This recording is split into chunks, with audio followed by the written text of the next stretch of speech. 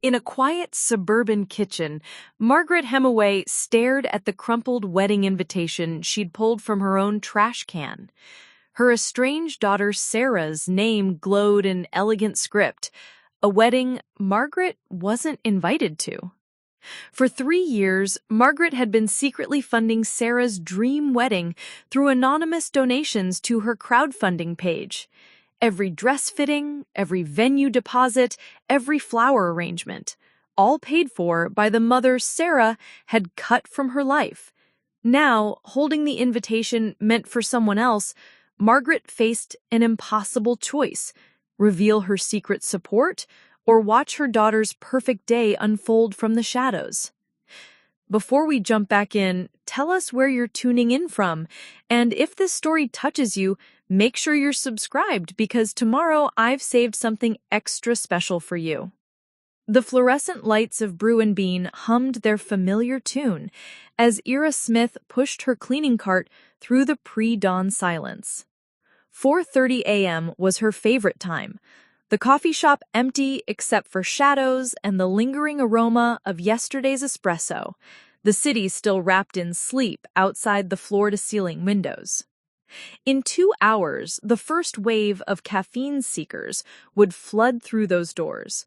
But for now, this trendy corner of downtown Seattle belonged to her.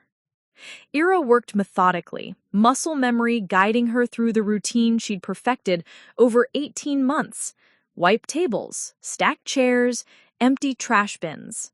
The rhythmic motions were meditative, a stark contrast to the chaos that had once defined her life. She'd learned to find peace in these quiet hours, in the honest simplicity of cleaning up other people's messes when she'd spent so many years creating her own. The first trash bin yielded the usual detritus: crumpled napkins, stirring sticks, the occasional forgotten phone charger. But as Ira lifted the liner from the bin near the window, Emily's window, she thought with a familiar pang, something caught her eye. Pristine cardstock, cream-colored and elegant, lay crumpled beneath a coffee cup sleeve. Her hands trembled as she smoothed out the paper, recognizing the sophisticated font before she could make out the words. The printing was exquisite, the kind of detail that cost extra, the kind Emily had dreamed about since she was 12 and planning imaginary weddings with her dollhouse family. Together with their families, Emily Williams and David Morrison request the pleasure of your company. Ira's breath caught. She knew this invitation existed, had, in fact, helped pay for it through a carefully orchestrated anonymous donation 3 months ago. But seeing it here, in her hands, discarded like yesterday's news, sent a cold shock through her system that had nothing to do with the October morning chill. She sank onto a nearby stool, the invitation spread before her on the counter like evidence in a trial. Her daughter's handwriting adorned the RSVP card in elegant script. Sarah Kim +1, Michael and Janet Rodriguez +2, Dr. and Mrs. Patterson. Name after name of Emily's carefully curated guest list, each one representing a life, a relationship, a connection that Ira was no longer part of. Her name was nowhere to be found. The realization shouldn't have surprised her. Hadn't she known this day would come? For 3 years, since Emily had changed her phone number and moved apartments without leaving a forwarding address, Ira had accepted her exile. But somehow, deep in the most foolish corner of her heart, she'd harbored a secret hope that a wedding invitation might appear in her mailbox, that Emily might choose love over hurt, forgiveness over justice. Instead, her daughter had thrown the invitation away. Ira traced the elegant script with one finger, remembering Emily at 7, practicing her penmanship at the kitchen table while Ira balanced checkbooks and planned open houses. Before the gambling, before the lies, before the night Ira chose a poker game over Emily's high school graduation, claiming a crucial client meeting that didn't exist. 6 weeks later, the invitation was announced. Emily would be married in 6 weeks. The irony wasn't lost on Ira that she'd known about this date longer than most of the actual guests. For 24 months, she'd tracked every detail of Emily's wedding planning through a complex network of carefully orchestrated anonymous donations. The venue deposit when Emily was panicking about costs. The photographer's retainer when Sarah's family connections had miraculously come through with additional funding. The dress alterations just last month when Emily had posted on social media about unexpected expenses. Each donation had been her love letter in disguise, channeled through Sarah Kim's trust fund manager, with elaborate explanations about philanthropic initiatives and tax benefits. Sarah, generous and trusting, had never questioned the windfall that allowed her to play fairy godmother to her best friend.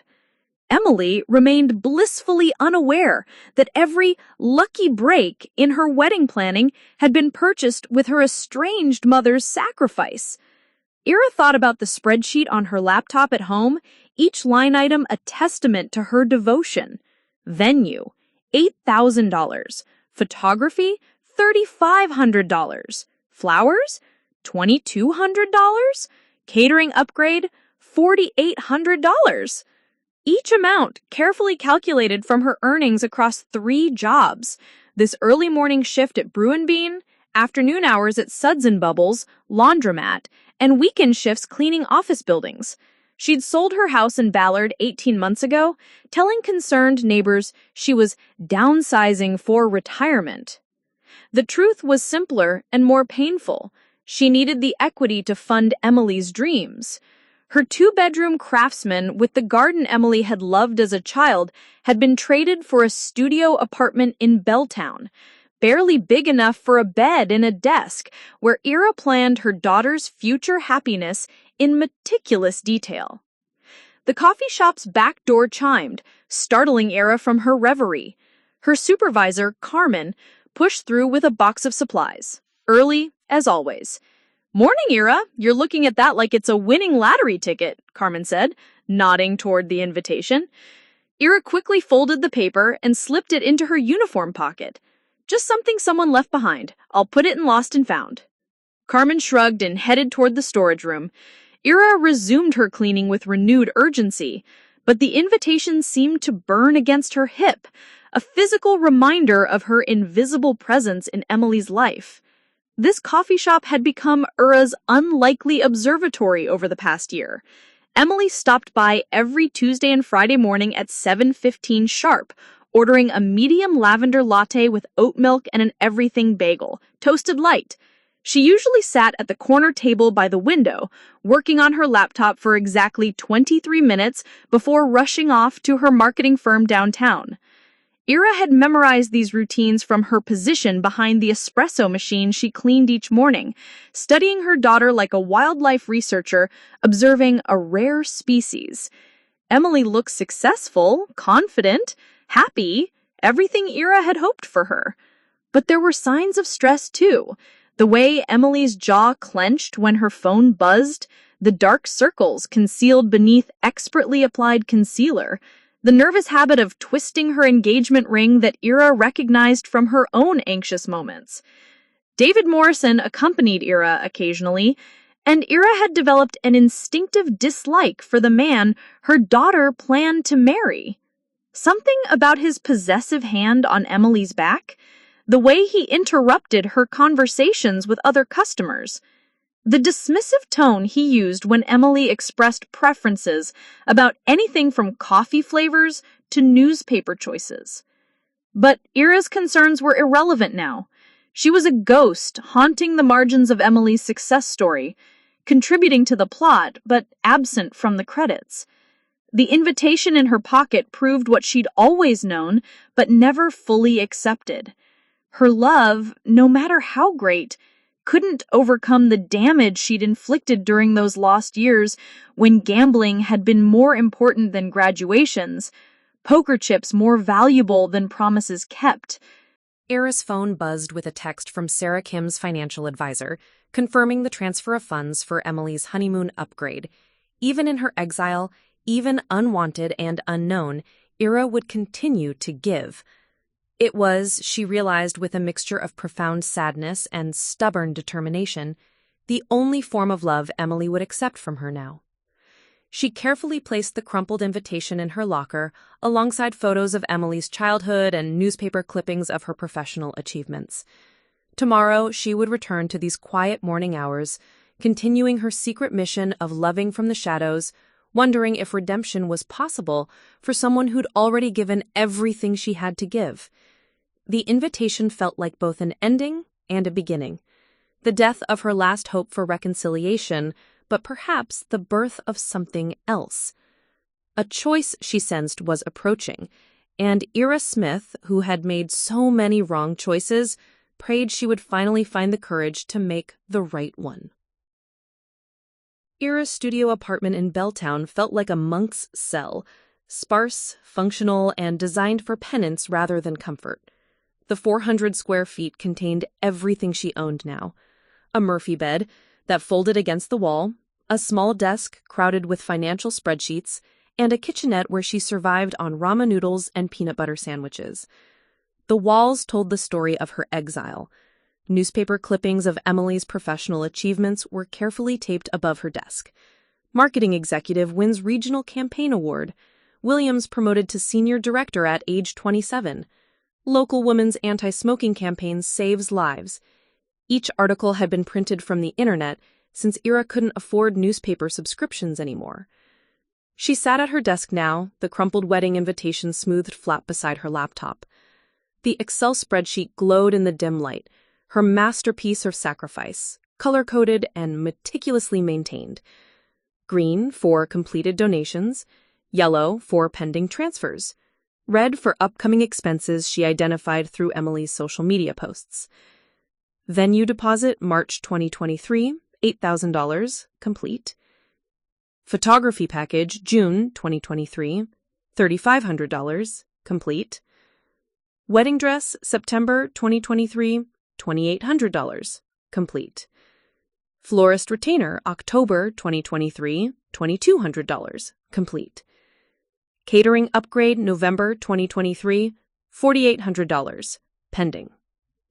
The numbers blurred as Ira's eyes watered. At 70, her vision wasn't what it used to be, but she refused to spend money on new glasses when Emily needed a honeymoon in Tuscany. Her phone buzzed with a text from Marcus Webb, Sarah Kim's financial advisor. The man had become her unwitting accomplice, believing the elaborate story Ira had crafted about a distant relative's philanthropic trust.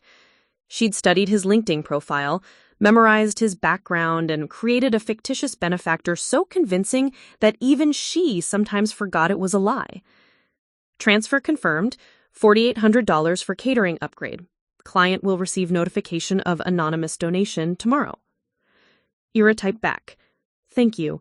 Please ensure complete discretion per trust guidelines."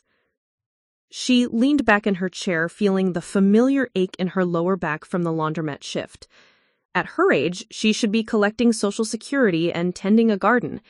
Instead, she worked 60 hours a week across 3 jobs, her arthritic hands scrubbing floors and folding strangers' clothes. The real estate license gathering dust in her desk drawer mocked her daily. Once, she'd sold million-dollar homes in Queen Anne, her sharp negotiation skills legendary among Seattle's elite. Now she cleaned the offices where those same deals were made, invisible to the lawyers and executives who'd once sought her expertise. The transformation had begun 3 years ago. The night she'd finally admitted her gambling addiction had destroyed everything. She'd lost Emily's college fund at an underground poker game in Pioneer Square, lost the down payment for Emily's first apartment at a casino in Tukwila, lost her daughter's trust one lie at a time, one broken promise after another. Ira opened her laptop's photo folder, the only indulgence she allowed herself. Pictures of Emily through the years, gap-toothed at 6, proud in her cap and gown at college graduation, confident in her business suits at company events. Photos Ira had screenshotted from social media, since she had no new memories to cherish. Her fingers traced Emily's face on the screen. Even in digital form, her daughter was beautiful. inheriting Ira's sharp cheekbones but thankfully avoiding the worry lines that now mapped Ira's face like topographical features. A knock at the door interrupted her reverie. Ira glanced at the clock, 9:47 p.m. Too late for solicitors, too early for emergencies. She opened the door to find Mrs. Patterson, her elderly neighbor, holding a covered dish. "Evening, Ira. Made too much casserole again." The woman's knowing smile suggested this was no accident. Mrs. Patterson, a retired teacher, had appointed herself Ira's unofficial guardian angel. "That's very kind, Dorothy, but you don't need to—" "Nonsense. We look out for each other here." Dorothy stepped inside without invitation, her keen eyes taking in the sparse surroundings. "You're looking thin, dear. Are you eating enough?" Ira accepted the casserole, knowing Dorothy wouldn't leave until she did. "I'm fine, just busy with work." 3 jobs at your age is too much. Have you considered—" "I'm managing." Ira's tone carried a finality that Dorothy recognized. After Dorothy left, Ira sat with the warm casserole in her lap, the first real food she'd had in days. The kindness of this near stranger highlighted the isolation she'd chosen. No friends, no social life, no connection to anything except Emily's shadow existence. She returned to her spreadsheet, calculating how much she could save from her next 3 paychecks. Emily's social media had shown her browsing honeymoon packages, and Ira had already identified the most expensive option: 2 weeks in Tuscany with a private villa. The cost would require selling her car and walking to work for the next 6 months, but Emily's happiness was worth any sacrifice. The irony wasn't lost on her that her current obsessive behavior mirrored the compulsions that had destroyed their relationship. Then, she'd been addicted to the thrill of risk, the possibility of winning big. Now she was addicted to giving, to the secret knowledge that she was still providing for her daughter. Ira picked up the invitation, studying the elegant script one more time. Emily had chosen beautiful paper, sophisticated fonts, classic phrasing. Even her rejection was executed with style. Together with their families. The phrase stung. Ira wasn't family anymore. She was a cautionary tale, a chapter Emily had closed. But she was still Emily's mother, still bound by love stronger than pride or pain. If financing Emily's dream wedding from the shadows was her only way to express that love, she would continue until her last breath. As she prepared for bed, Ira thought about tomorrow's routine: coffee shop at 4:30 a.m., laundromat at 1 p.m., office building at 6 p.m. Each job a stepping stone towards Emily's happiness, each sacrifice a prayer for forgiveness she might never receive. The invitation went into her desk drawer, beside the photos and newspaper clippings. Another piece of evidence that love persisted even in exile, even when unwanted, even when it couldn't undo the damage already done. Emily Williams stood at the floor-to-ceiling windows of her corner office, surveying the Seattle skyline with the satisfaction of someone who'd earned her view through talent and determination rather than inheritance. At 28, she was the youngest senior director in Morrison & Associates Marketing's history, a fact that gave her fierce pride and occasional imposter syndrome in equal measure. Her assistant knocked before entering with the morning's priorities. The Henderson campaign presentation is at 10, the Morrison wedding menu tasting is at lunch, and David called to confirm dinner at Knies tonight. Emily nodded, her attention already shifting to the Henderson account, a challenging anti-smoking campaign that would cement her reputation if executed successfully. She'd poured months of research into understanding addiction psychology, drawing from personal experience she'd never shared with colleagues. The presentation went flawlessly. Emily's data-driven approach impressed the clients, particularly her insight into how addiction created patterns that required intervention, not just willpower. As she wrapped up, she felt the familiar rush of professional success, the one area of her life where she maintained complete control. "Outstanding work, Emily," said Mr. Henderson afterward. "Your understanding of addictive behavior is remarkable. Very personal insights." Emily smiled tightly. "Research is key to effective messaging. She didn't mention that her research had begun at 15, watching her mother spiral into gambling addiction. Didn't explain that she understood the psychology of addiction because she'd lived with its consequences. The broken promises, the financial devastation, the slow erosion of trust that left scars deeper than any physical wound. Back in her office, Emily reviewed her wedding planning spreadsheet, a document that rivaled any corporate project in complexity. The mysterious anonymous donations had made everything possible. The dream venue at Chihuly Garden and Glass, the photographer whose work graced magazine covers, the designer dress that made her feel like royalty. Sarah had laughed when Emily questioned the donation's source. My trust fund manager handles dozens of philanthropic initiatives. Some wealthy donor probably has a soft spot for young love. Emily had accepted this explanation because the alternative, asking too many questions and potentially losing the funding, was unthinkable. She had worked too hard to settle for a modest wedding when her dream celebration was within reach. Her phone buzzed with a text from David.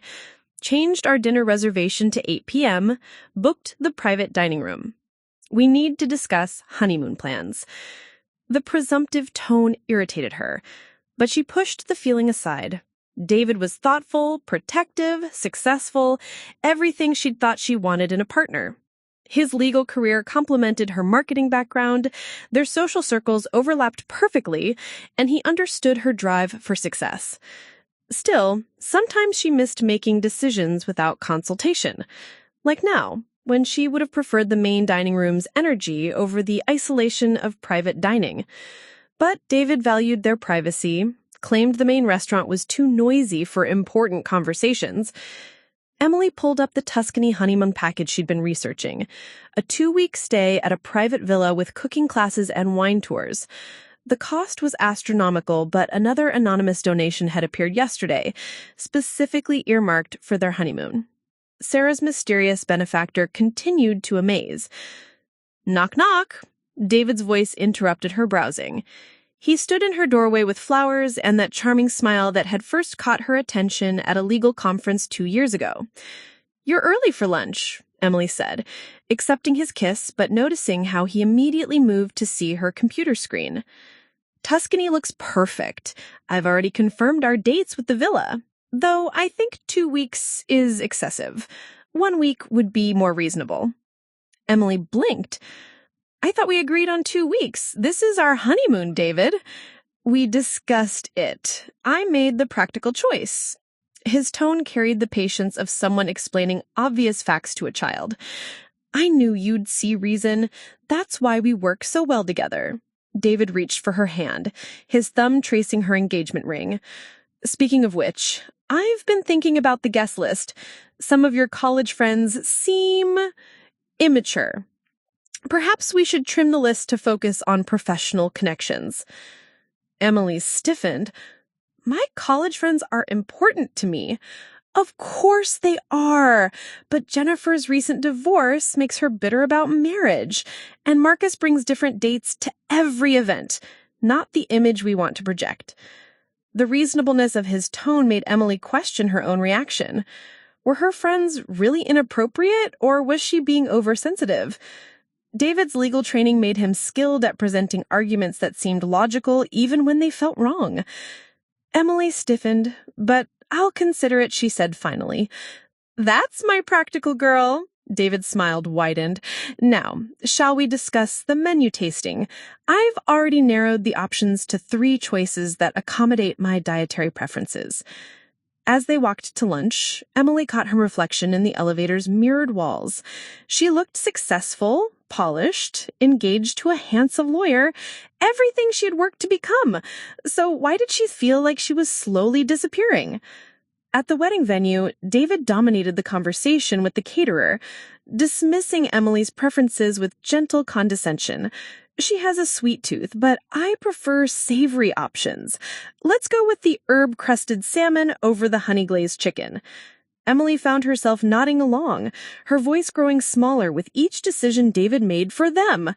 The caterer, a middle-aged woman with kind eyes, seemed to notice Emily's silence. And what does the bride prefer? She asked directly. Emily opened her mouth to speak, but David answered first. We're a team. We agree on everything important. Later, back in her office, Emily stared at her computer screen without seeing the words.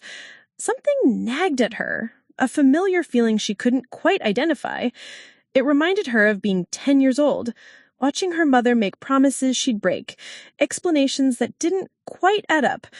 But David wasn't her mother. He was successful, stable, devoted to our relationship. If his protection sometimes felt like control, wasn't that better than the chaos she'd grown up with? If his certainty occasionally overwhelmed her preferences, wasn't that preferable to the uncertainty that had defined her childhood? Emily picked up the wedding invitation proof on her desk, running her finger along the elegant script. 6 weeks until she became Mrs. Morrison, gaining the security and stability she'd craved since childhood. Whatever minor adjustments were necessary seemed a small price to pay for the life she'd always wanted. She tossed the extra invitation, the one her heart had insisted on ordering despite knowing it would never be sent, into the trash bin without a second thought. Some chapters needed to stay closed. The argument started over wedding cake flavors and escalated into something that left Emily questioning her own sanity. She'd suggested chocolate with raspberry filling, her favorite since childhood, and David had dismissed it with a wave of his hand. Vanilla is more sophisticated. Chocolate is what children request at birthday parties. They stood in the renowned bakery downtown, surrounded by elegant displays and the sweet aroma of fresh pastries, while the baker waited patiently for their decision. Emily felt heat rising in her cheeks, embarrassment mixing with frustration. I'm not a child, David. I'm allowed to have preferences about my own wedding cake. Our wedding cake, he corrected, his voice carrying that edge she'd learned to recognize. And yes, of course you can have preferences, but someone needs to make the adult decisions here. The baker, a petite woman named Isabella, shifted uncomfortably. Perhaps we could do multiple tiers, vanilla and chocolate? That's a lovely compromise, Emily began, but David cut her off. Unnecessary complication. Vanilla. 3 tiers, simple elegance. He pulled out his credit card without consulting Emily.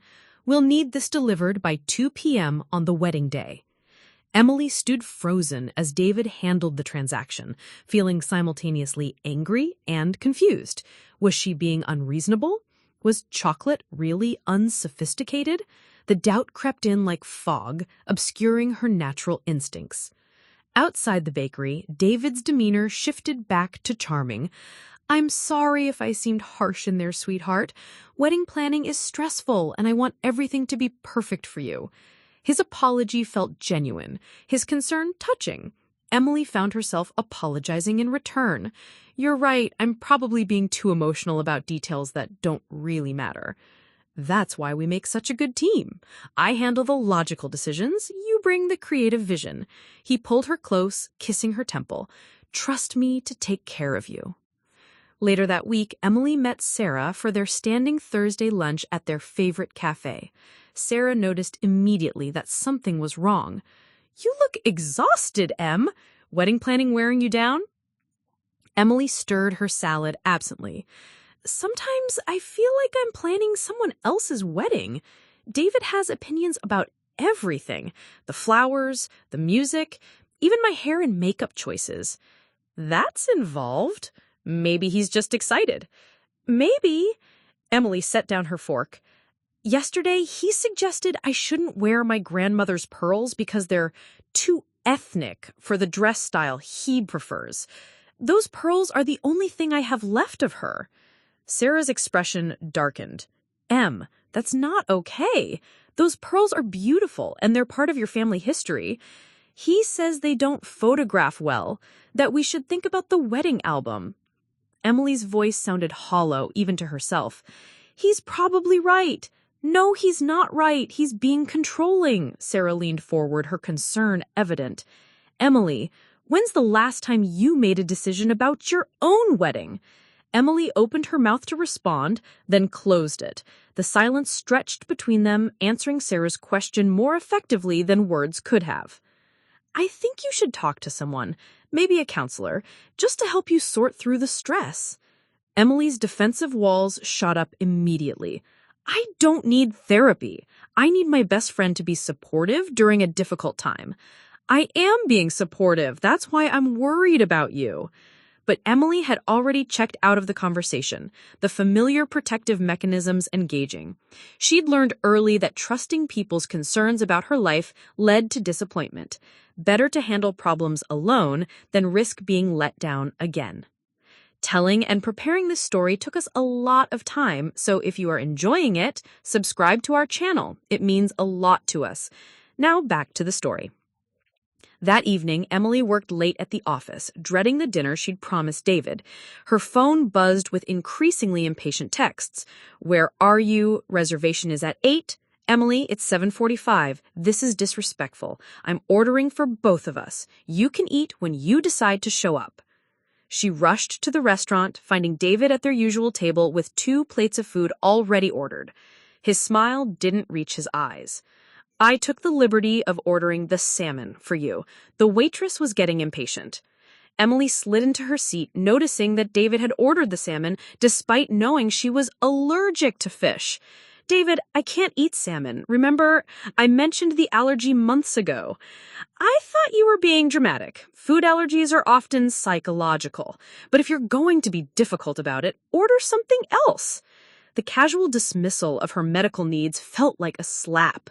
Emily stared at the salmon, its glassy eyes seeming to mock her, while David continued eating as if nothing had happened. I'll just order a salad. Don't be ridiculous. Eat around the fish. You're making a scene. Emily looked around the restaurant. Nobody was watching them. Nobody cared about their quiet drama, but David's perception of her behavior as inappropriate made her question her own reality. Was I making a scene? Was a fish allergy really that complicated? She picked at the salmon reluctantly, removing pieces and eating the vegetables, while David discussed his day with no acknowledgement of her discomfort. By the time they left the restaurant, Emily felt nauseated, whether from the fish residue or the emotional turmoil, she couldn't tell. In the parking garage, David's hand found her lower back, guiding her toward his car with the same possessive gesture she'd learned to accept as affection. I've been thinking about the guest list again. Your friend Marcus called me directly about his +1 situation. Very inappropriate to bypass you like that. Emily frowned. Marcus called you? Why would he do that? He claimed he'd been trying to reach you for weeks, said you weren't returning his calls. I explained that you've been busy with wedding planning and couldn't be bothered with every minor detail. The information hit Emily like cold water. She hadn't received any calls from Marcus. In fact, she'd been wondering why several friends had grown distant lately, assuming they were busy with their own lives. David, are you screening my calls? His laugh was patronizing. Sweetheart, I answer your phone sometimes when you're in meetings. Basic courtesy. Would you prefer I let every solicitor and casual acquaintance interrupt your important work? Emily tried to remember the last time she'd had her phone when David was around. Increasingly, it seemed to migrate to his pocket for safety or end up charging in his car so you're not distracted during dinner. The realization should have sparked outrage, but instead, Emily felt tired, so incredibly tired. Fighting David required energy she didn't have, and his explanations always sounded reasonable even when they felt wrong. I suppose that makes sense, she heard herself saying. Of course it does. I'm protecting you from distractions so you can focus on what's important. His hand squeezed her thigh. Trust me to take care of you. As they pulled into Emily's apartment complex, she noticed David automatically collecting her phone and keys, as had become his habit. I'll walk you up and make sure everything is secure. Emily wanted to protest that she was perfectly capable of walking to her own apartment, that she'd lived independently for years before meeting him. But the words felt too heavy, and David's concern seemed genuine, even when it felt suffocating. In her apartment, David moved through the space like he lived there, checking locks and closing curtains. Emily watched from the doorway, feeling like a guest in her own home. I'll pick you up at 7 tomorrow for the florist appointment. And M, let's keep the phone conversations with old friends to a minimum. We're starting our new life together. It's time to focus on our future, not your past. After he left, Emily sank on her couch in the silence, her grandmother's pearls cool against her throat. She'd worn them today despite David's objections, a small act of rebellion that now felt pathetic rather than empowering. Her laptop sat on the coffee table, showing the Tuscany honeymoon package she'd been researching. 1 week now, instead of 2, vanilla cake instead of chocolate, salmon instead of her dietary needs respected, a guest list curated by someone else's judgment. Emily closed the laptop and went to bed, but sleep eluded her.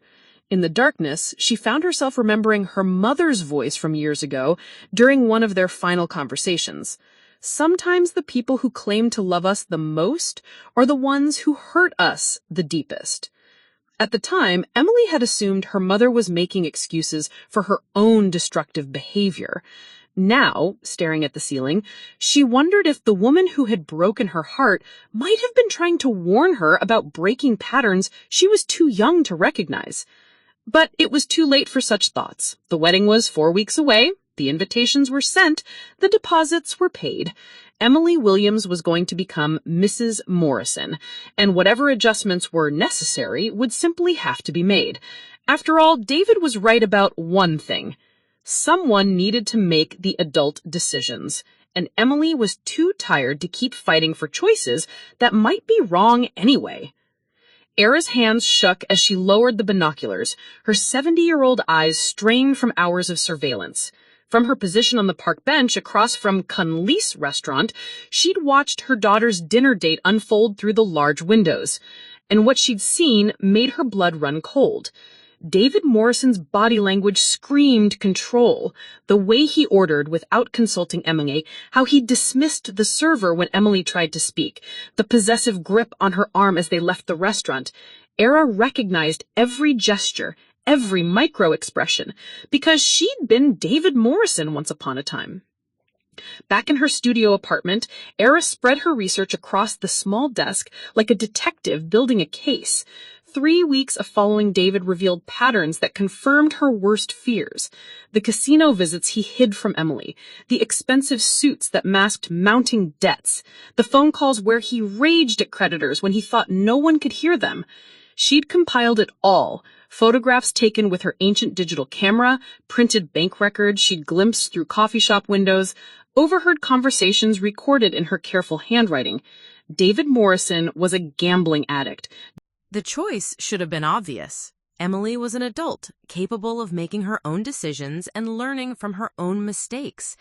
Era had forfeited the right to protect her daughter when she'd chosen gambling over graduation, poker chips over promises kept. But the photos on her desk told a different story. David's hand gripping Emily's arm too tightly, Emily's smile growing smaller in each social media post. The gradual disappearance of friends from Emily's life as David isolated her more completely. Era picked up her phone and scrolled to Father Miguel's number. The retired priest who frequented the coffee shop had become her informal confessor, the only person who knew pieces of her story.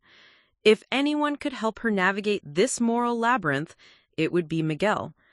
But even as she considered calling him, Era knew what he would say. He would ask her to examine her motivations, to consider whether her desire to save Emily was truly selfless or another attempt to control her daughter's destiny. The truth was complex and painful. Era wanted to save Emily, but she also wanted to prove that her love meant something. She wanted to protect her daughter, but she also wanted Emily to need her again. She wanted to prevent Emily from repeating her mistakes, but she also wanted to rewrite their history into something that made sense. Love and control, sacrifice and manipulation, protection and possession. The lines blurred when viewed through the lens of addiction and its aftermath. Era set down her phone and returned to her desk, pulling out fresh paper. This time, she wouldn't write to Emily. She would write to herself, trying to untangle the web of motivations that made every choice feel simultaneously right and wrong. Why do I want to save her? Because I love her. because I see the danger she cannot see, because I failed her once and cannot fail her again, because silence feels like abandonment, because speaking feels like violation. The wedding was 3 weeks away. Emily's happiness hung in the balance, purchased with money her mother had sacrificed everything to provide. And Era Smith, who had made every wrong choice when it mattered most, finally understood that some decisions were too important to make alone. Tomorrow, she would find a way to speak to Father Miguel. Tomorrow, she would decide whether love meant holding on or letting go. Tonight, she would sit with her research and her guilt and her desperate hope that redemption might still be possible for someone who'd already lost everything that mattered. The wedding invitation lay on her desk like an accusation, beautiful and cruel in its elegant exclusion. 3 weeks to decide whether being Emily's anonymous benefactor was enough, or whether real love demanded risking everything she'd rebuilt in her years of exile. 3 weeks to choose between the safety of secrets and the danger of truth. 3 weeks to save her daughter or lose her forever. Father Miguel Rodriguez sat in the pre-dawn darkness of Brew and Bean, his weathered hands wrapped around a cup of black coffee. At 60, he had developed the habit of early rising that came from decades of morning masses, even though his priestly days were behind him. When Era arrived at 4:15 a.m., 15 minutes before her shift, he was waiting with a second cup prepared exactly how she liked it. Light cream, no sugar. "You look like you've been wrestling with angels," Miguel said quietly, as Era sank into the chair across from him. "More like demons." Era's voice was hoarse from 3 sleepless nights. The wedding was now 2 weeks away, and her carefully maintained composure was cracking.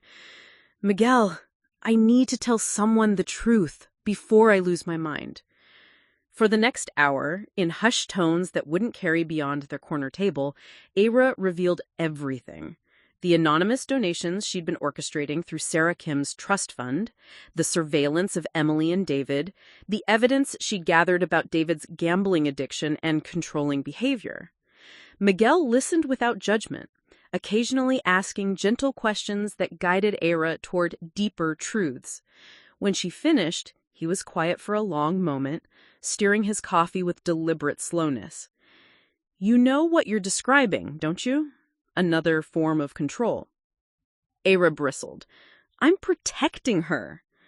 "Are you? Or are you trying to rewrite a story that's already been written?" Miguel's eyes were kind, but unwavering. "Era, I understand the impulse. When I left the priesthood to care for my mother, my family saw it as abandonment of God. My sister hasn't spoken to me in 5 years. I tell myself I'm respecting her choice, but part of me wants to force reconciliation to make her understand my reasons. This is different. Emily is walking into the same trap I fell into." "Perhaps, but she's also a grown woman who has the right to make her own mistakes." Miguel leaned forward.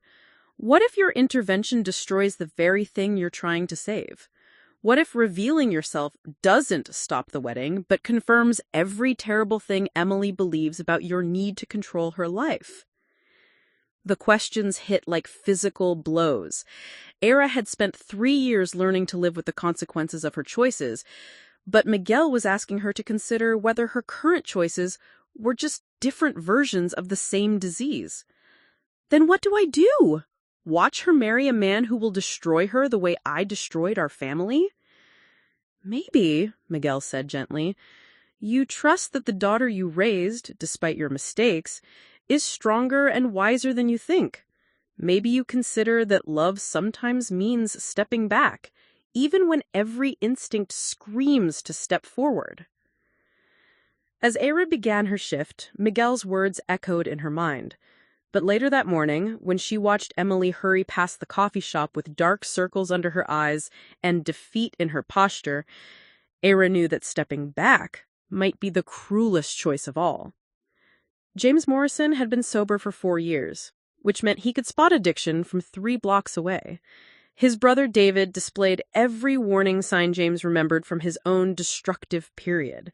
The grandiose promises, the financial secrecy, the gradual isolation of anyone who might question his behavior. Tonight, James sat in his car outside the Muckleshoot Casino, watching David lose money he didn't have at a blackjack table. This was the third time this month he had followed his brother here, each visit confirming what James already knew. David was spiraling, and Emily was going to pay the price. James's recovery had taught him about enabling behavior, and he recognized it clearly in his family's response to David's problems. Their parents had always cleaned up David's messes, paid his debts, and made excuses for his behavior. When David's law firm had nearly fired him for missing court dates, the family had intervened with donations and connections. When his first engagement ended badly, they blamed the girl for being unstable. Now, David was 3 weeks away from marrying Emily, and James was the only Morrison who seemed to understand the danger she was in. He had tried talking to Emily directly last week, but she dismissed his concerns as jealousy between brothers. David had been clever in his manipulation, painting James as the troubled Morrison, while positioning himself as the successful, stable one. James watched David lose another hand and storm away from the table, his face flushed with the rage that always followed his gambling losses. This was when David was most dangerous, when the addiction's promises crumbled and he needed someone to blame. Following David's car back toward downtown, James noticed they were heading towards Pine Street, where Emily lived. But instead of stopping at her building, David parked outside an upscale restaurant called Altura. James watched from across the street as David met Emily for what appeared to be an impromptu dinner, the kind of spontaneous gesture that looked romantic but felt calculated. James was about to leave when he noticed something odd. An elderly woman in a cleaning uniform stood at the restaurant's side entrance, not going in, but not leaving either. She seemed to be watching the same table where David and Emily sat, her posture tense with concentration. Curiosity overrode caution. James approached the woman during her apparent break. "Excuse me, are you okay? You've been standing out here for a while." The woman, Aira, her name tag read, looked startled, then defensive. "I work here? Just taking a break." But James noticed her focus kept drifting back to David and Emily's table. "That's my brother in there, the tall guy with the dark hair." Aira's reaction was immediate and telling, a sharp intake of breath, shoulders stiffening from recognition. "You know who he is," James said, not a question. "I should get back to work." Aira moved toward the service entrance, but James gently blocked her path. "Wait, please. I think we might have something in common." James pulled out his phone, showing Aira a photo of Emily from David's social media. "This is Emily Williams, right? The woman my brother's marrying." The confirmation in Aira's eyes was unmistakable, even though she didn't speak. "Look, I know this is going to sound crazy, but I think David is dangerous for her. I've been trying to warn Emily, but she won't listen to me. Maybe she'll listen to..." James paused, studying Aira's face more carefully. The resemblance was subtle, but undeniable. "You're her mother." The accusation hung in the cool evening air. Aira's face cycled through denial, fear, and finally, resignation. "She doesn't want anything to do with me," Aira said quietly. "You're the anonymous donor," he said with quiet certainty. Aira's silence was confirmation enough. "Jesus," James ran his hand through his hair. "How long have you been funding her wedding?" 2 years. The admission came out like a confession. "I sold everything I owned. I work 3 jobs. Every penny goes to making sure she has the wedding she deserves. While she has no idea her estranged mother is bankrolling her happiness, it's the only way I can love her that she'll accept." James studied this exhausted, devoted woman and recognized something familiar. The desperate love of someone trying to make amends for irreversible damage. His own recovery had been motivated by similar guilt, the need to prove he could be better than his worst moments. "Aira, I need to ask you something. And I need you to be honest. What do you know about David's gambling? The question clearly caught her off guard. What do you mean? I followed him from the casino tonight. This isn't the first time. James pulled up photos on his phone. David at blackjack tables, David arguing with what were obviously creditors, David's car parked outside 3 different casinos over the past month. He's addicted, just like I was, and he's about to make Emily's life hell. Era sank against the building's brick wall. I knew it. The signs were all there, but I hoped I was wrong. You weren't wrong. My family's been covering his debts for years. They think they're helping, but they're just enabling him to get worse. James felt the familiar anger rise in his throat. Emily has no idea what she's walking into. She won't listen to me. She's made it clear she wants nothing to do with me. And she won't listen to me because David's convinced her I'm jealous and unreliable. James looked through the restaurant window where David was now gripping Emily's wrist while making what appeared to be an intense point. But maybe together we can find a way to get through to her. Era followed his gaze. Even from outside, Emily's discomfort was visible. He's isolating her from her friends, Era said. I've been tracking her social media. She used to post pictures with different people every week. Now it's just David or solo shots with generic captions about being busy with work. Classic addict behavior. Eliminate the support system so the victim has nowhere to turn. James felt sick watching his brother's manipulation unfold in real time. We have to do something. What can we do? If I reveal myself, Emily will think I'm trying to control her life again. If you confront David, he'll just convince Emily you're lying. James was quiet for a moment, thinking through possibilities.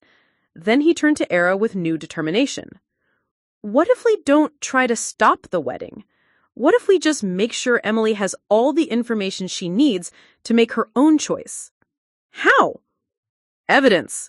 Documentation. Let Emily's own intelligence and instincts do the work. James looked back at the restaurant where David was now paying the check with what James knew was a nearly maxed-out credit card. You've been researching David. I've been watching him spiral. Together, we probably have enough evidence to show Emily exactly who she's marrying. Era considered this, hope and terror warring in her expression. And if she chooses to marry him anyway? Then at least we'll know we tried, and Emily will know someone cared enough to give her the truth even when it was difficult. As they exchanged contact information, James felt something he hadn't experienced in years, the sense that he was part of something larger than his own recovery. Protecting Emily wasn't just about saving her from David, it was about breaking the cycles of addiction and control that had defined both their families. One more thing, James said as they prepared to part ways. Emily is going to need someone in her corner when this all comes out. Someone who's been there all along, even if she didn't know it. Era's eyes filled with tears she refused to let fall. She may never forgive me for the deception. Maybe not, but she might forgive you for the love. The phone call that changed everything came on a Tuesday morning while Sarah Kim was reviewing her quarterly trust fund statements. Her financial advisor, Marcus Webb, sounded confused and slightly nervous. Ms. Kim, I need to discuss some discrepancies in your philanthropic distributions. There are several large donations showing in your account activity that don't match any of our authorized charitable initiatives. Sarah sat up straighter in her Manhattan office, overlooking Central Park. What kind of discrepancies? Wedding-related expenses for someone named Emily Williams. Venue deposits, photography packages, catering costs. The amounts total nearly $30,000 over 2 years. Sarah's blood ran cold.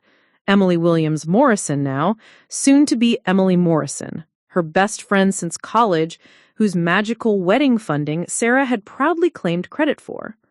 Sarah, are you saying these donations aren't coming from my accounts? That's correct. Someone has been using your trust fund as a conduit, but the money is originating from an external source. I should have caught this sooner, but the payments were perfectly timed and the donor seemed to understand our procedures intimately. Sarah's mind raced through possibilities. Who would have both the motivation and the knowledge to orchestrate such an elaborate deception? Who cared enough about Emily's wedding to sacrifice everything for it? Marcus, I need you to trace the source of these payments.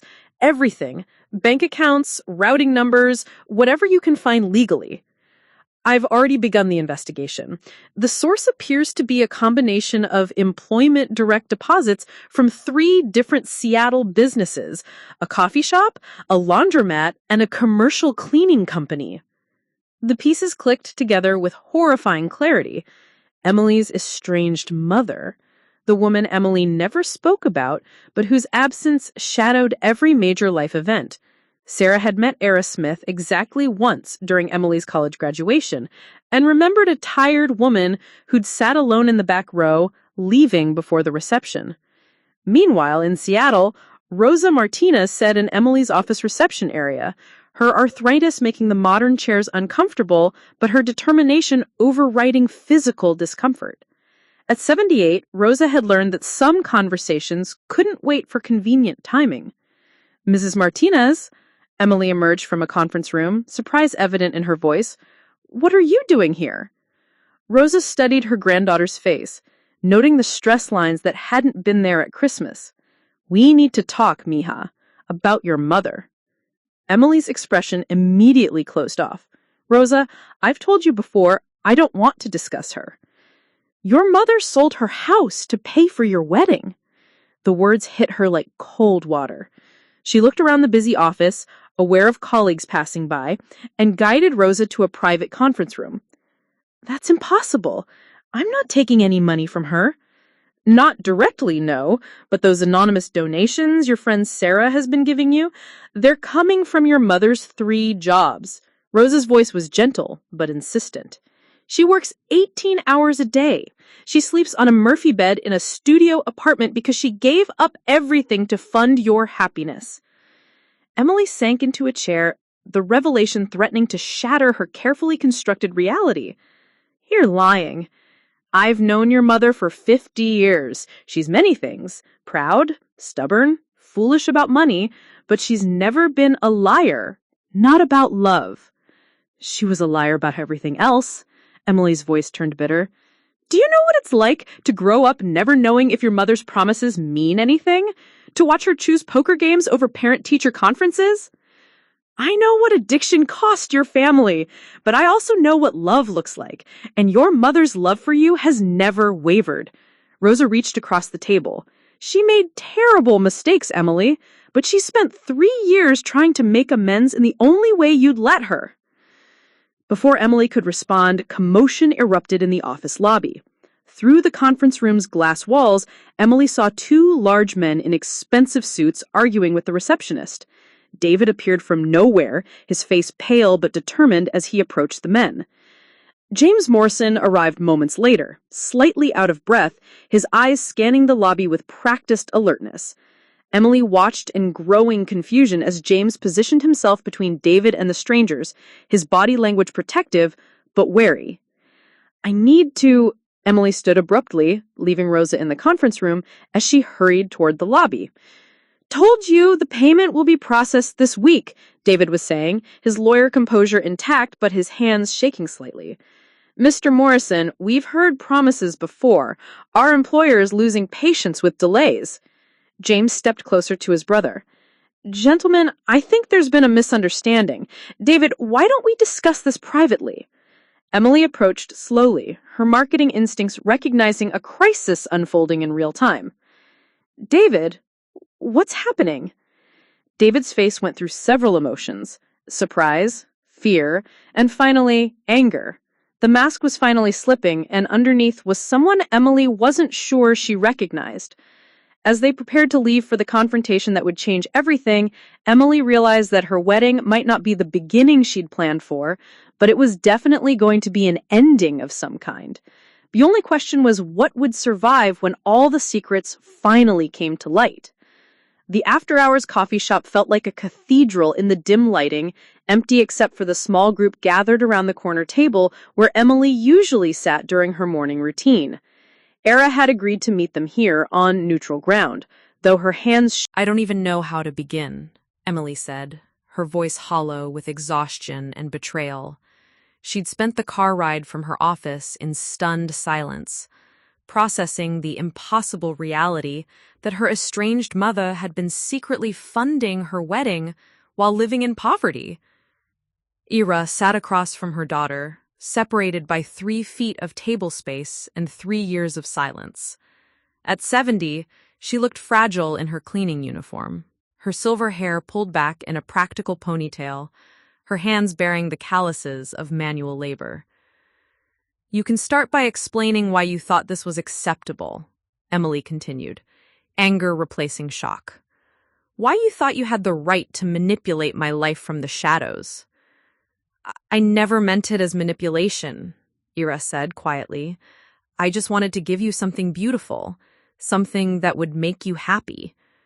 By lying to me, by deceiving my best friend, by making me unknowingly dependent on money from someone I explicitly cut out of my life? Emily's voice rose, years of suppressed rage finally finding outlet. Do you have any idea how this feels? Knowing that every perfect moment of my wedding planning was bought with your guilt money? Sarah shifted uncomfortably.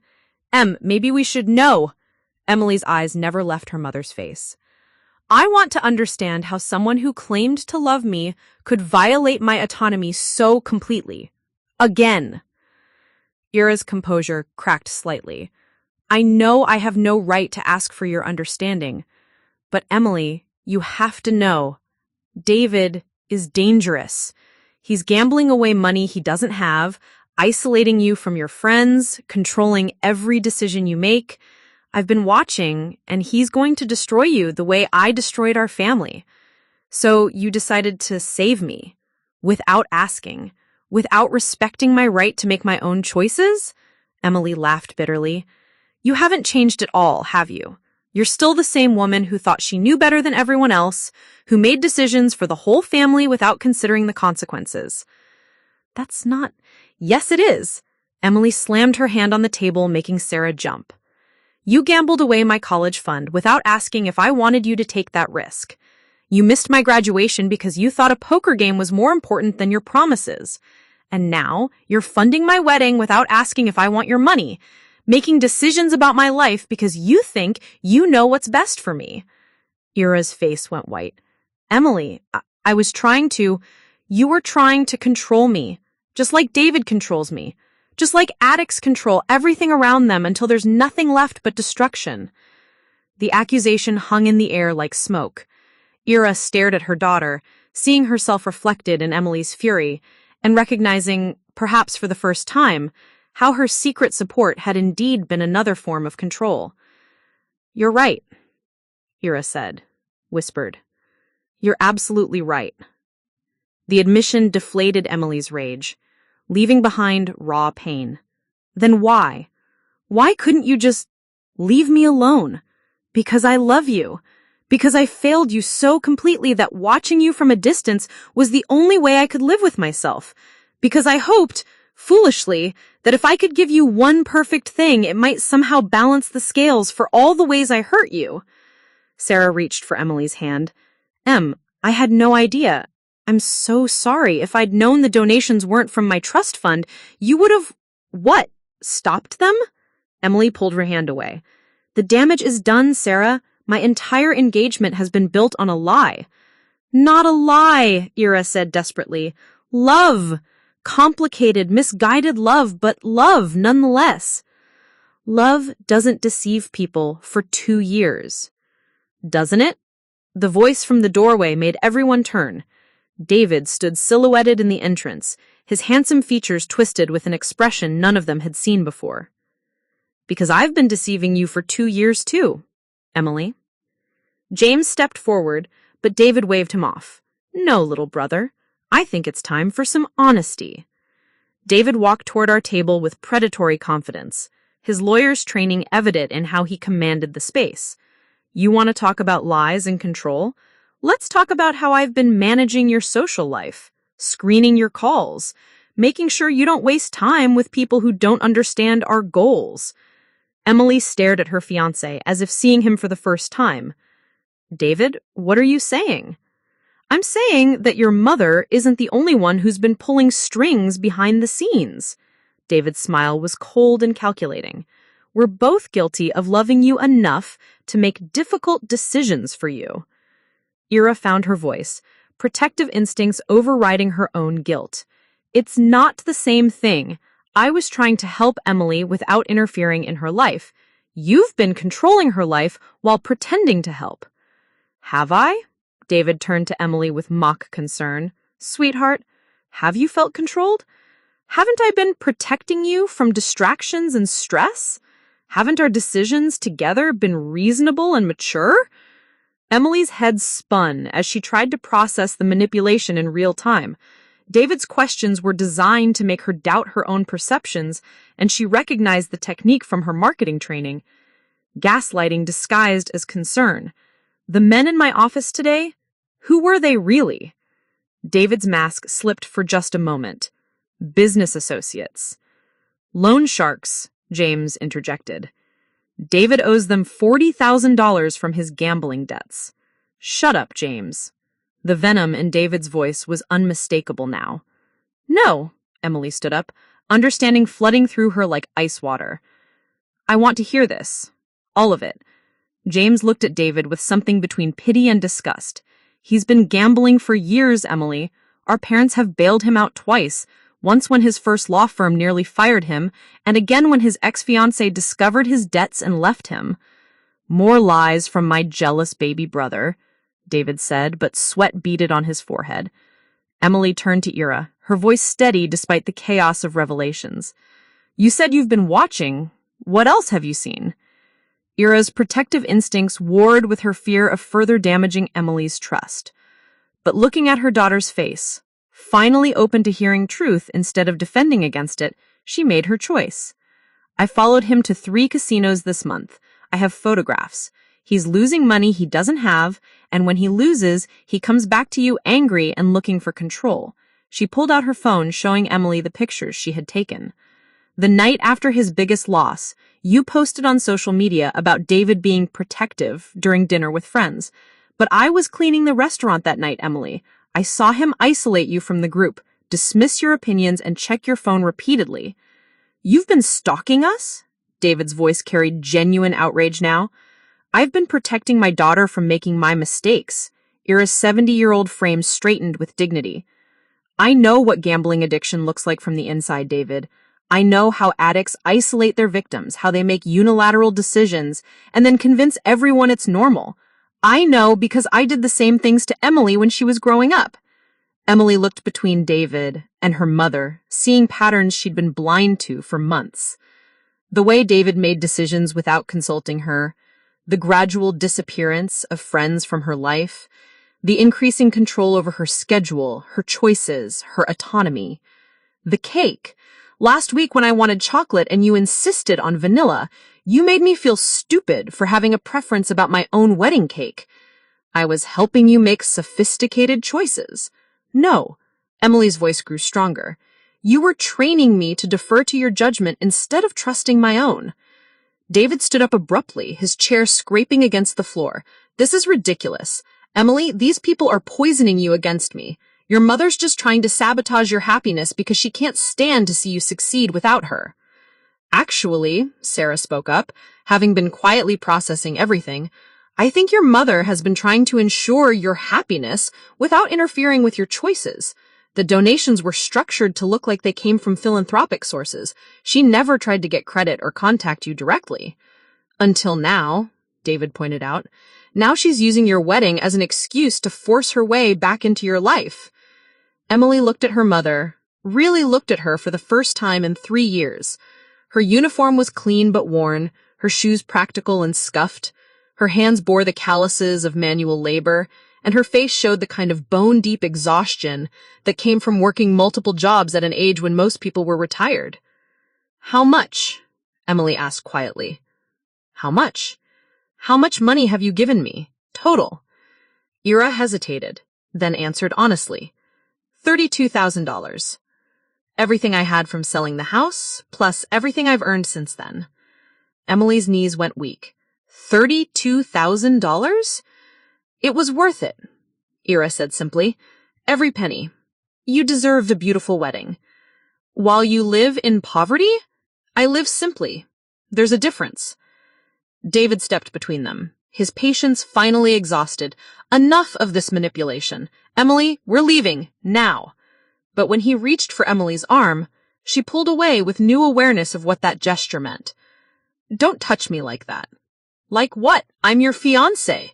Like you own me. Emily's voice was steady now, clear in a way it hadn't been for months. Like something you've purchased rather than someone you love. David's mask fell away completely, revealing the entitled rage underneath. After everything I've done for you, the connections I've made for your career, the sacrifices I've made planning our future. What sacrifices? You've made every decision Thing. And what you've done for 2 years, giving without asking for credit or contact. That's what love without control looks like. Ira's eyes filled with tears she'd been holding back for 3 years. And David, Emily continued, what you've been doing is what control without love looks like. You've been managing me like a client instead of loving me like a partner. David's composure shattered completely. You'll regret this when you're 35 and alone because you chose dysfunction over stability. Remember that you threw away the best thing that ever happened to you. No, Emily said with quiet finality. The best thing that ever happened to me was learning that I'm strong enough to choose differently than my worst fears. Strong enough to break patterns instead of repeating them. As David stormed out, Emily sank back into her chair, the weight of the confrontation leaving her drained but somehow clearer than she'd felt in years. So, she said to the woman who'd spent the evening turning her world upside down, I guess I need to cancel a wedding. 6 months later, Emily stood in her grandmother Rosa's kitchen, teaching Ira how to make tres leches cake from Rosa's secret family recipe. The scene would have been impossible to imagine during the dark days following the canceled wedding, but healing, Emily had learned, often looked different than expected. No, mija, you fold the cream, don't whip it, Rosa instructed from her chair at the kitchen table, her arthritis preventing her from standing for long periods, but her authority over the kitchen absolute. Ira listened carefully, her movements tentative around Emily, still walking the careful line between grandmother and daughter that they'd negotiated in family therapy. Dr. Martinez, no relation to Rosa despite the shared surname, had helped them understand that rebuilding their relationship meant creating something entirely new rather than trying to restore what had been lost. How is work treating you? Emily asked a question that had taken her months to feel comfortable asking. Better. Carmen promoted me to shift supervisor, so I only need 2 jobs now instead of 3. Ira's smile was shy but genuine. And I started attending the family support meetings you recommended. The support group for families affected by addiction had been Emily's suggestion during one of their carefully structured conversations. Ira had resisted initially, claiming she didn't need more reminders of her failures, but the group had surprised her with their focus on moving forward rather than dwelling in guilt. The laundromat or the office cleaning? Emily asked. The office cleaning. Turns out there's something satisfying about helping small businesses start fresh each morning. Ira's hands stilled on the mixing bowl. I kept the coffee shop job, though. Carmen says I'm the best early morning employee they've ever had. Emily nodded, understanding the subtext. The coffee shop was where Ira had felt closest to her daughter during their estrangement, and keeping the job represented hope that Emily might return to her old routine someday. Actually, Emily said carefully, I've been thinking about stopping by on Friday mornings for coffee, if that would be okay with you. The mixing bowl nearly slipped from her hands. You don't have... I know I don't have to.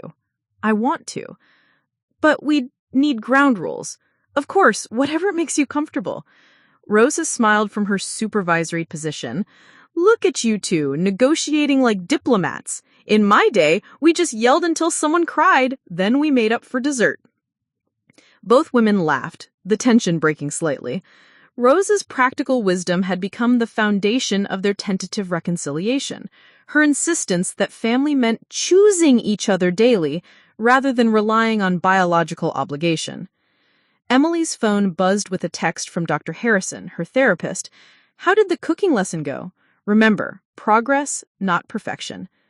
The therapy had been Emily's decision, prompted by the realization that her pattern of choosing controlling partners didn't begin with David.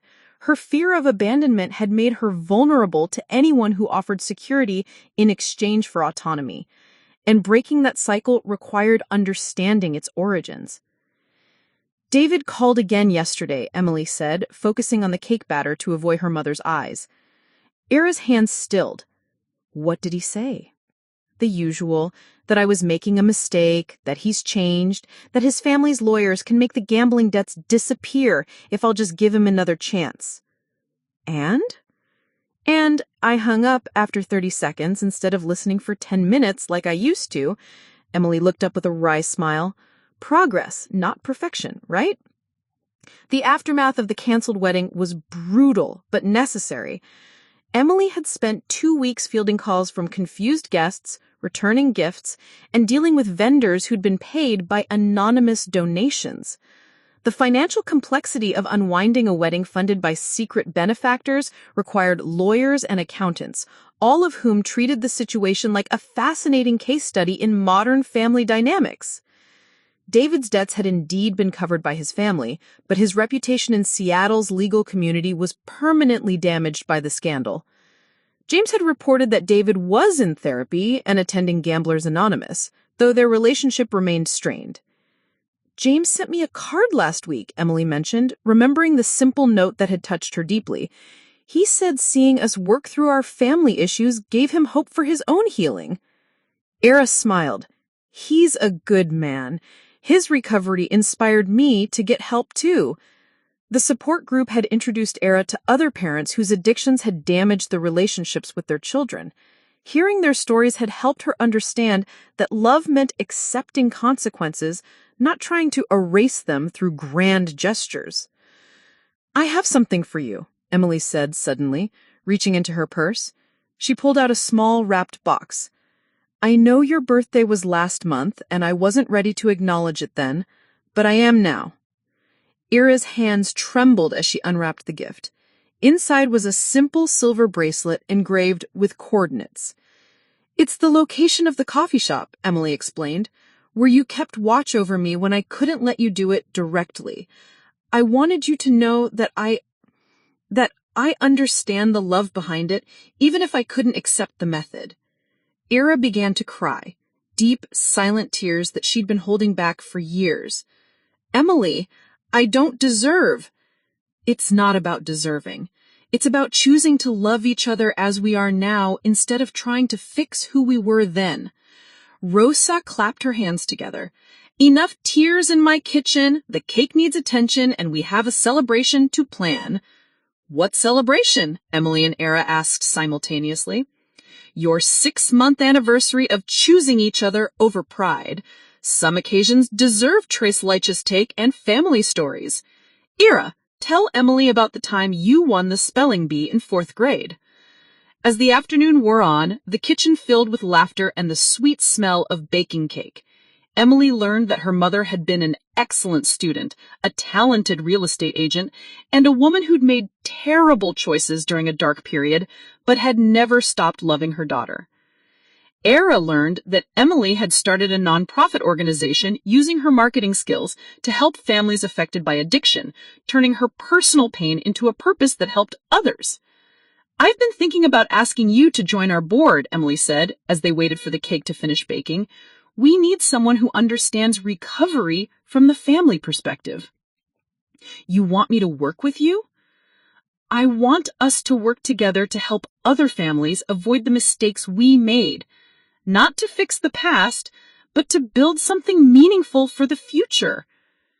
As the sun set outside Rosa's kitchen windows, 3 generations of women sat around the table sharing stories and cake, their relationship rebuilt on honesty instead of guilt, truth instead of secrets.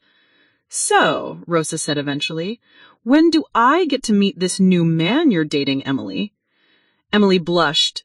It's very new, Rosa, and very different. Marcus is gentle. He asks what I want instead of telling me what I should want. And, Ira asked carefully, not wanting to overstep, but genuinely curious, and he's in recovery too, from alcohol.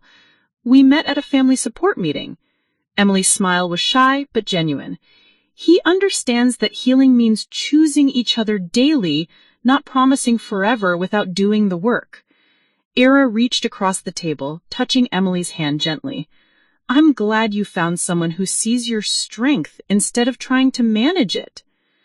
I learned that from watching you, Emily admitted.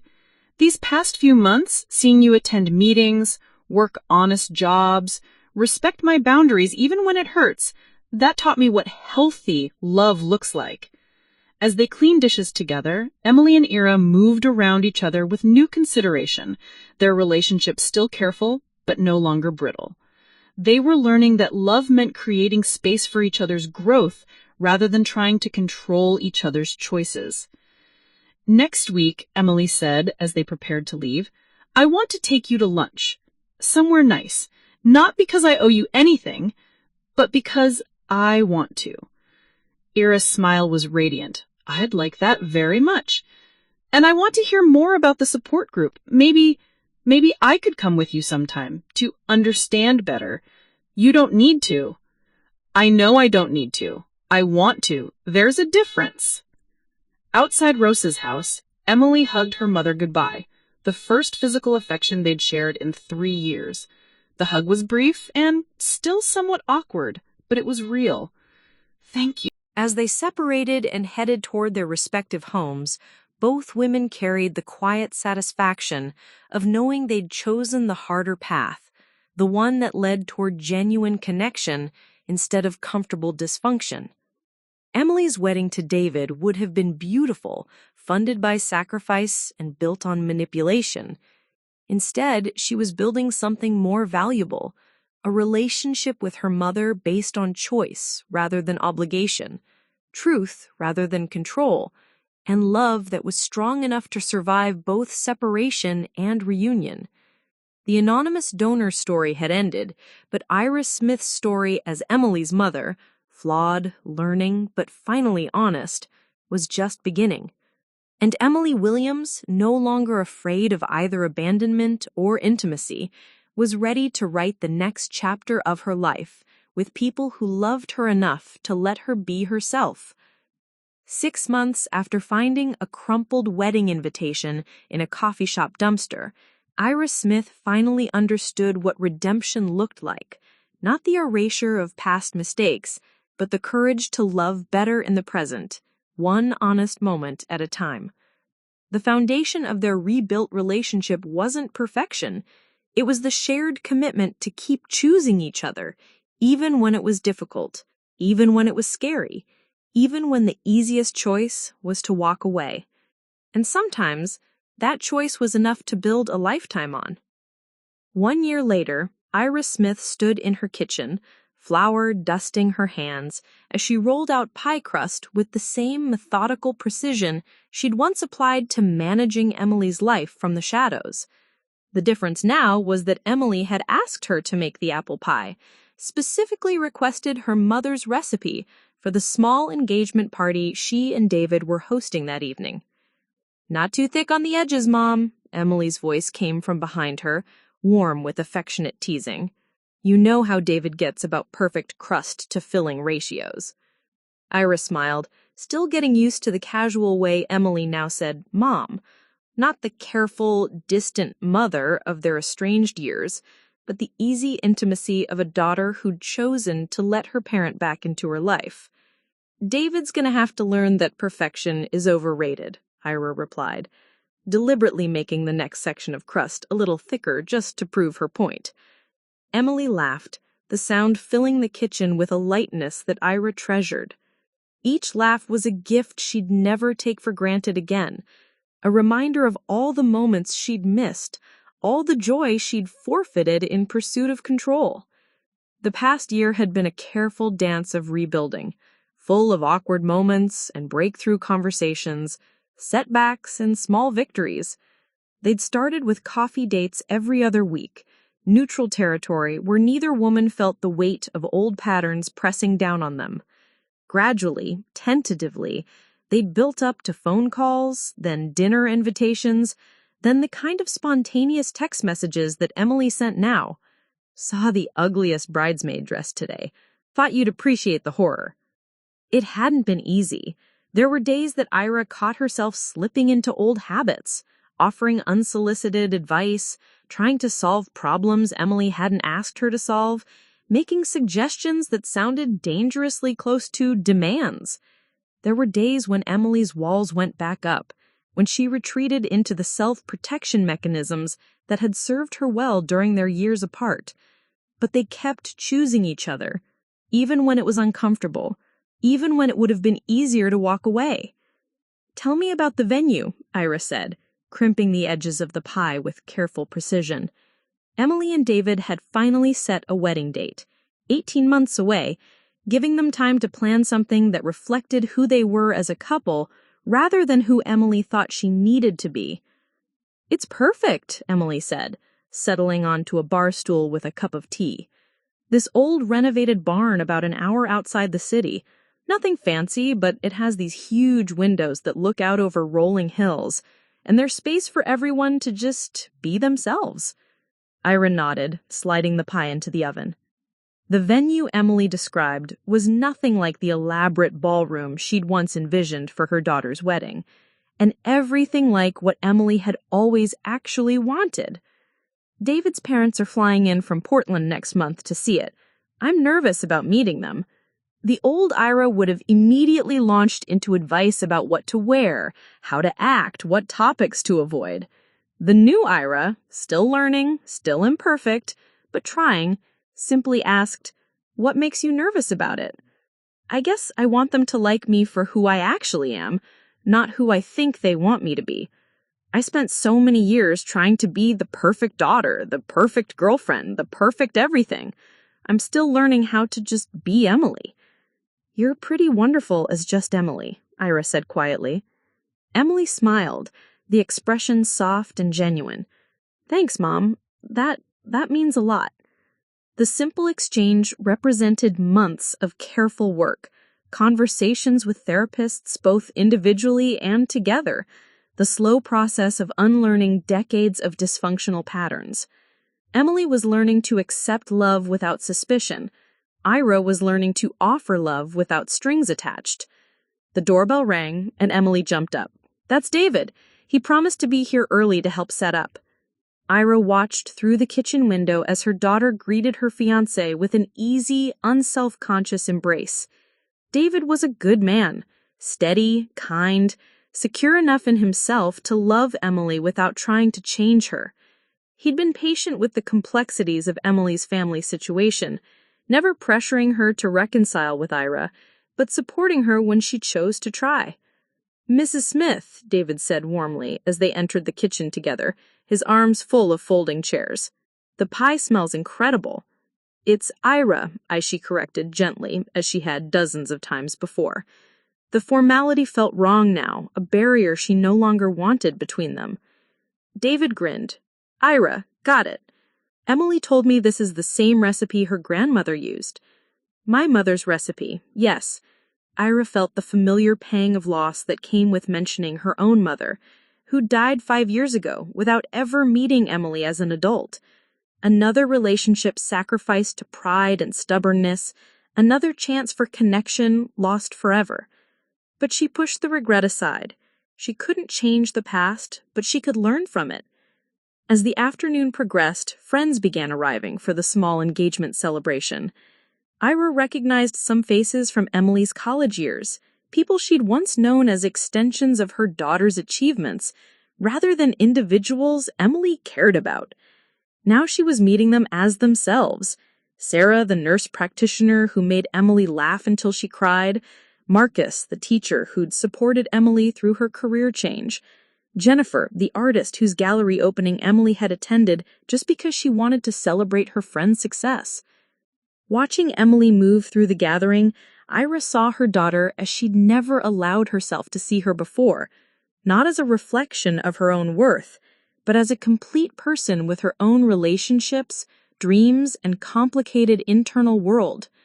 "She's happy," David said quietly, appearing at Ira's side as they watched Emily animatedly telling a story about a disastrous client meeting.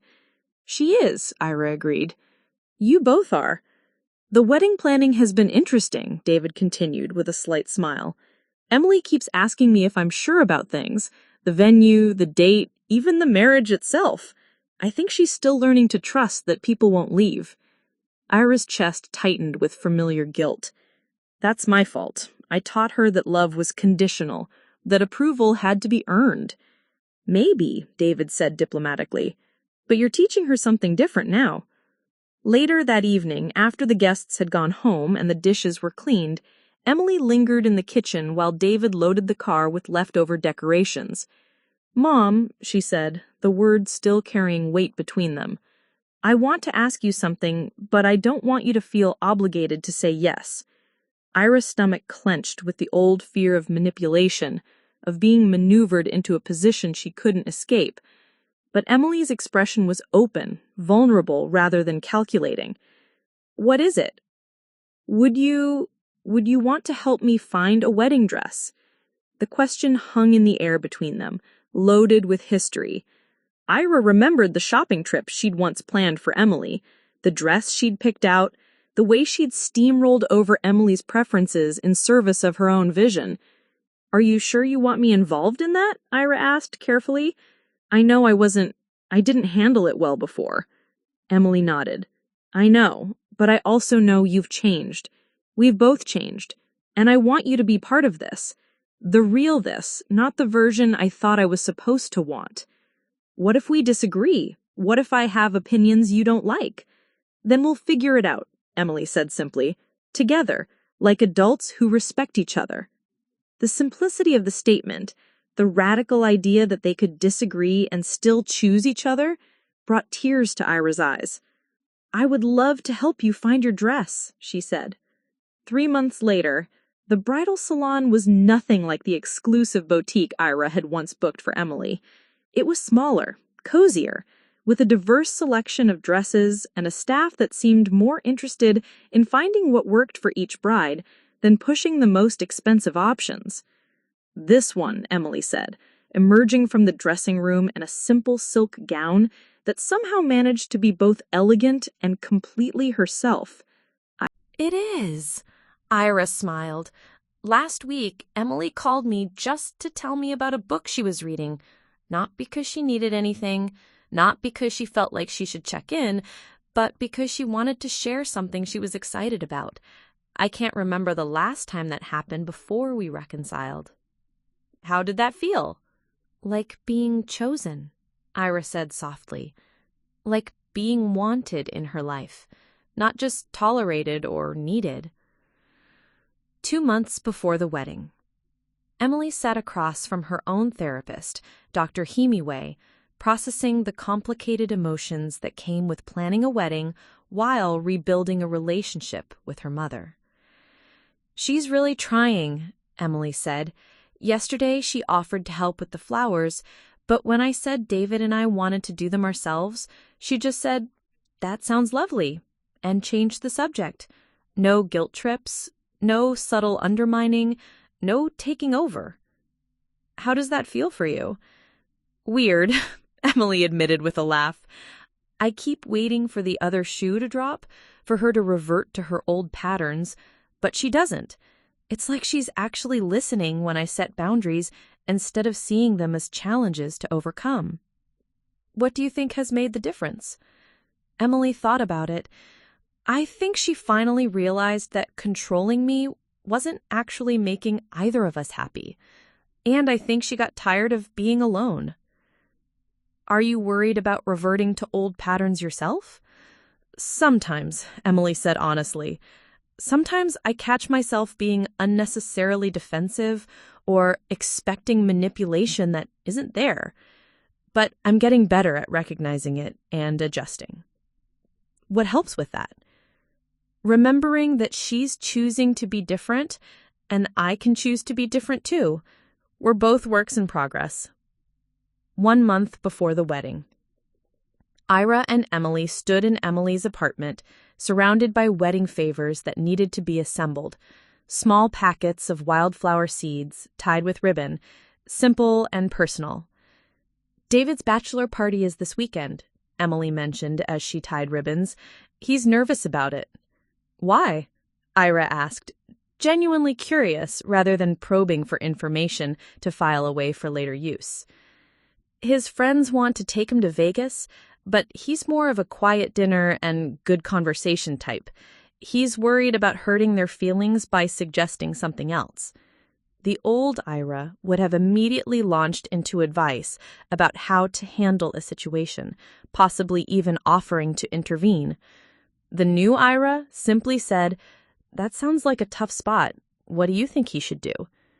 Emily looked up surprised by the question. She was still getting used to her mother asking for her opinion rather than giving unsolicited guidance.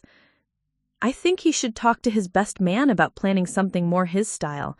His real friends will want him to be comfortable." "That sounds wise."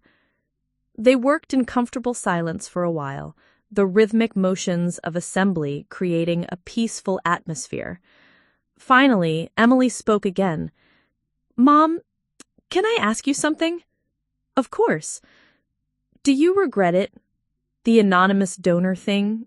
The years we spent apart?" Ira set down her ribbon and considered the question carefully. "I regret the pain it caused you. I regret the time we lost. I regret that I thought I knew better than you did about what would make you happy." She paused. "But I don't regret that it led us here. I don't regret that we both learned we could survive without each other, because now when we choose to be together, it means something different." Emily nodded slowly. "I used to be so angry about the money, about you trying to control my wedding from the shadows.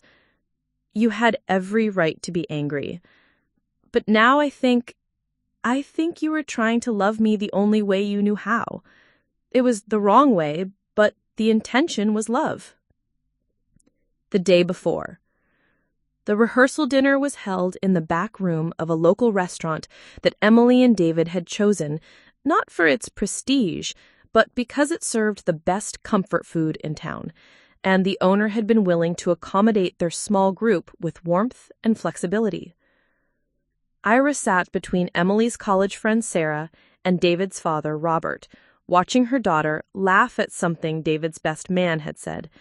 Emily looked radiant, not with the artificial glow of someone trying to perform perfection, but with the genuine happiness of a woman surrounded by people who loved her exactly as she was.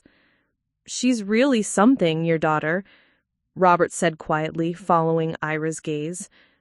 "David lights up when he talks about her." "They're good together," Ira agreed. "They balance each other out." "David told us about the complications with the wedding planning originally.